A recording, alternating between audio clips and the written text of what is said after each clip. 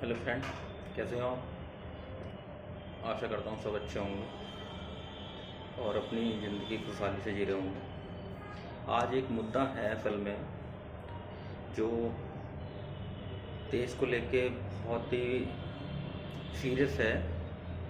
इसमें हम देख सकते हैं कि हमारे जो देश की शान है, जो हमारे देश के लिए गौरव हैं और जो हमारे देश के लिए मर मिटने के लिए तैयार हैं, इतनी मेहनत करते हैं कि दिन न देखते न रात देखते हैं और वो हमारे लिए जी जान से मेहनत करते हैं, और जब जाके ओलंपिक और विश्व कप वगैरह में एक तो पद लेके आते हैं और काफ़ी बार निराशा भी हाथ लगती है। उसमें ही कुछ लोग जंतर मंतर पे बैठे हुए हैं। उनमें से कुछ जो दिग्गज हैं उनके नाम मैं आपको बताना चाहूँगा। उनके नाम से मैं थोड़ा सा आपको अवगत कराना चाहूँगा। जैसे हमारे साक्षी मलिक हैं, विनेश फोगाट हैं, वर्ल्ड रेसलर रह चुकी हैं वो, बजरंग पूनिया हैं, दोनों ही ओलंपिक विजेता हैं, कांस्य पदक दोनों ने जीता हुआ है। रवि दहिया हैं, अंशु मलिक हैं, सरिता मोरे हैं, दीपक पूनिया है, संगीता फोगाट हैं और सोनम मलिक हैं और परमजीत जी हैं। लगभग देखा जाए तो 200 पहलवान वहाँ पे बैठे हुए हैं और इस कड़कड़ाती ठंड में वो लोग अपने लिए न्याय की अपील कर रहे हैं। जहाँ एक तरफ हम अपने देश में प्रधानमंत्री से लेके हर किसी को ये नारा देते हुए सुनते हैं कि बेटी बचाओ बेटी पढ़ाओ का अभियान चलता है,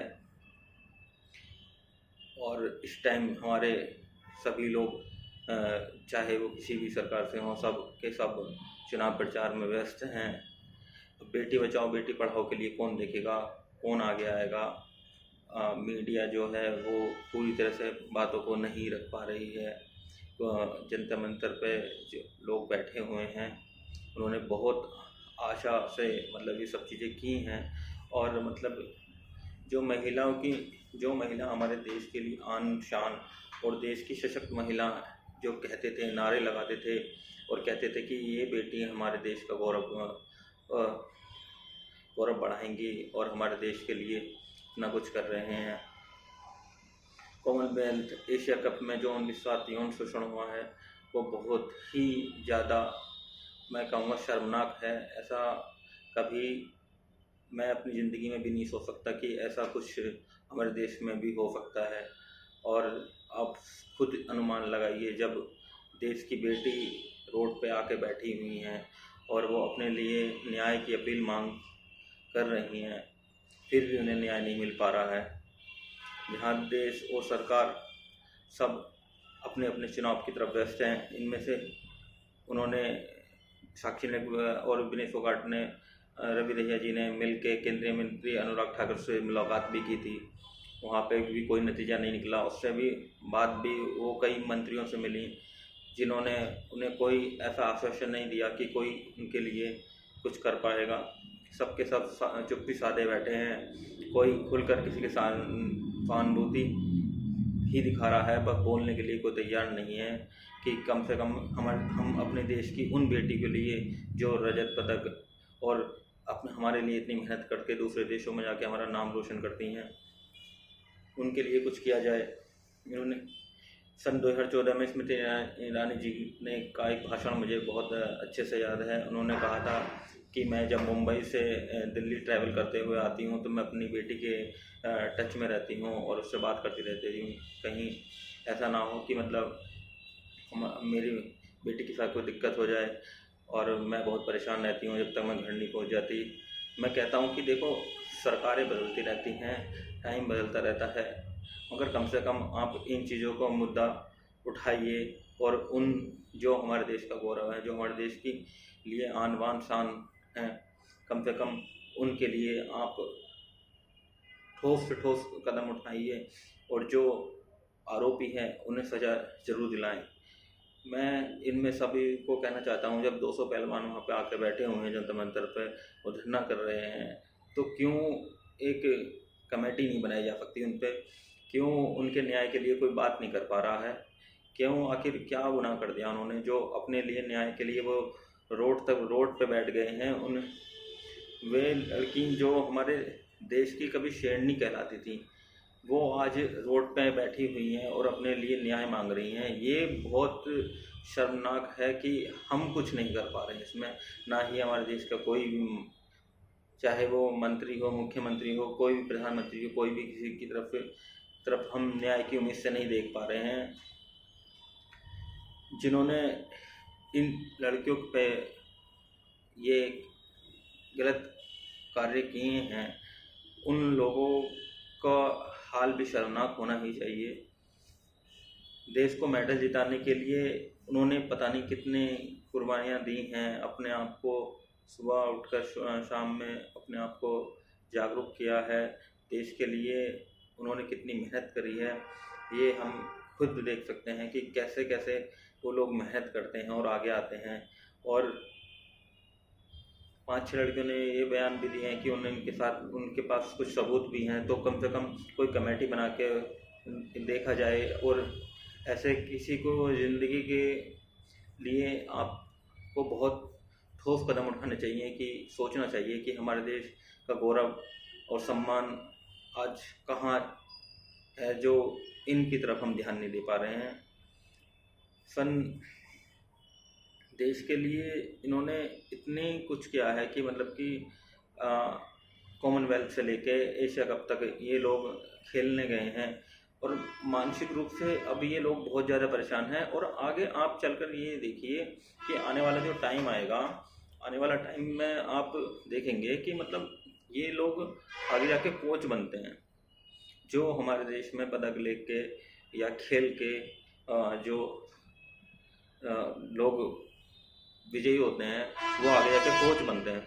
जब आज इन कोचों के साथ में और इनके जो स्टूडेंट हैं उनके साथ में अत्याचार हो रहे हैं, तो आगे चल के कौन प्रेरित करेगा अपने बच्चों को? और अपने कोच ही क्या किस मन से कहेगा उनसे कि आप तैयारी करिए, देश के लिए आप कुछ करिए और आगे निकल के आइए, मेहनत करिए?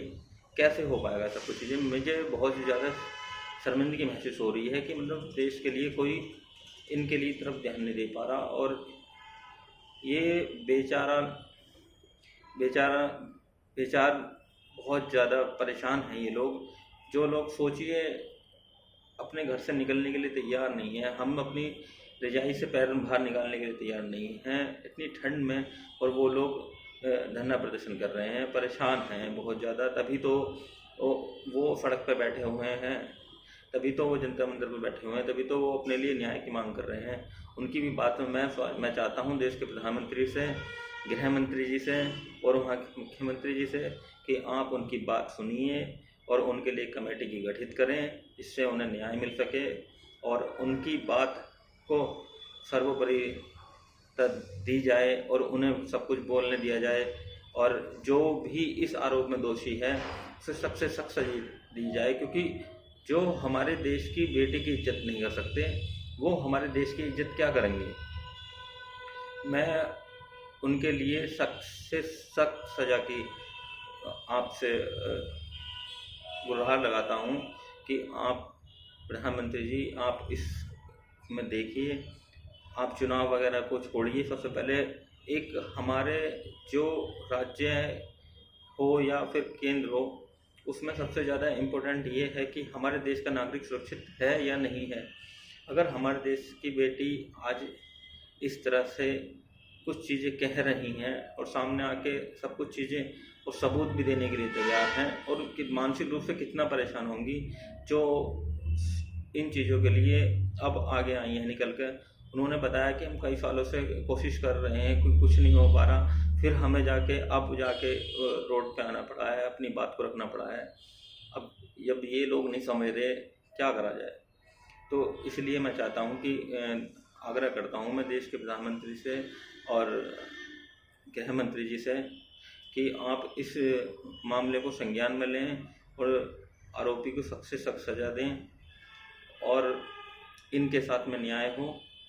और न्याय ऐसा होना चाहिए जिससे लगे कि हाँ, आने वाले टाइम में ऐसी घटना ना घटें और एक कमेटी गठित करी जाए जो इन चीज़ों के ऊपर आगे से ध्यान रखे। बहुत परेशान हुए हैं बेचारे ये लोग, तभी ताकि रोड पे आए हैं। यूं ही कोई इंसान घर को छोड़ के रोड पे नहीं आता। और ये ज़माना ऐसा हो गया है कि मजबूरी में इंसान को आना पड़ता है।